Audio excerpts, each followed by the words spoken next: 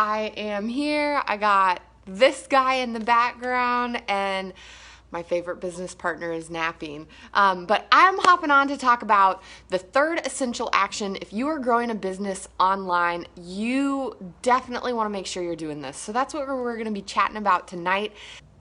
Week one, we talked about attraction marketing. Last week, we talked about consistency.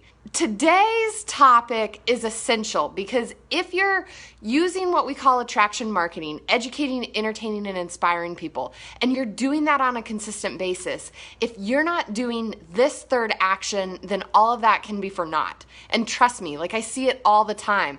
Like I have friends in business and I love y'all, like, and I want to help you, and that's why I'm doing this. But you know, you'll ask me like, man, I'm just not getting like leads and I'm not closing people and like I don't know what's up. And likelihood, this may be a huge component of it. So what am I talking about? Anytime you put information out there and you're educating someone, you need to lead them to a destination. Do not assume that people know what next step they should take, okay? This is essential. So in the marketing world, it's called the call to action. I like to think of it a little bit more informally because you're just like bringing someone along on the journey with you. It's giving someone the next step to take. And we're going to talk about how to do this well because you can do it really bad and have no one follow through. And then you can do this well and have it actually like materialize into income, right? And we all need money to like pay our bills, right? Cheers to that. So,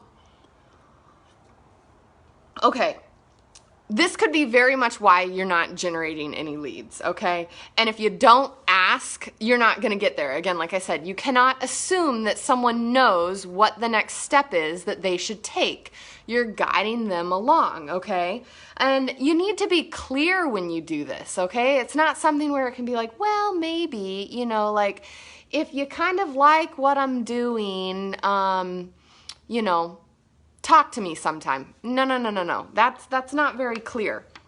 So we like to think of it as closing the deal. And I'm going to give you 5 tips that I suggest that you use in a call to action. So number 1, you need to have one goal. So an example of this, and if you've been following me a little while, you know that on Thursdays I hop on my profile and I do an educational bit live. And for about 6 months, it was all focused on skincare. And so for an example of a call to action in a skincare education piece is when I say, hey, here are 4 do's and don'ts of applying eye cream, and at the very end being like, drop eye cream in the comments if you want a chance to win one for free. Okay, that's an example of a call to action. Another example could be, hey, I just want you to share this. You know, like if you find this live helpful and you have friends in business, tell them, right? That makes sense. Another example could be, message me, you know, like if you like what I'm putting out or if you have a question, send me a message. It could be commenting below, or it could be telling someone a specific action to take and leading them to a specific place. So I could say, oh, like, hey, go to my website, stephanieparisi.com. And if you see free guide, click and you can download your free ebook. Okay, that could be another call to action.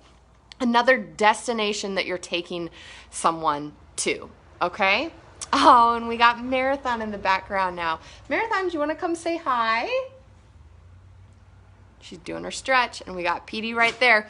Let's just hope another dog doesn't walk by because then it's going to go chaos outside. Okay, so number 1 tip with the call to action was one goal, okay? So I just listed off a bunch of different examples. You would never use all of them at the same time because that's going to confuse people. The second is it needs to be an action, okay? Like it actually needs to be something that someone needs to do, not just, oh, think about this, okay? So an actual action. Hi, Petey. He's right here.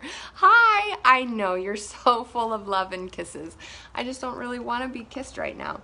Okay, the next thing that you need to decide in your call to action is, should it be short or should it be long? Okay, you know, a short one is just like, oh, Netflix has it. I wrote this down as an example. Netflix, amazing. So if you go to like their home screen for a while, it said, watch anywhere, cancel anytime, button. Boom. What an amazing call to action, okay? Because they're addressing the biggest advantage and the biggest objection all in one. Boom. Sign me up, right? Like, shout out Netflix.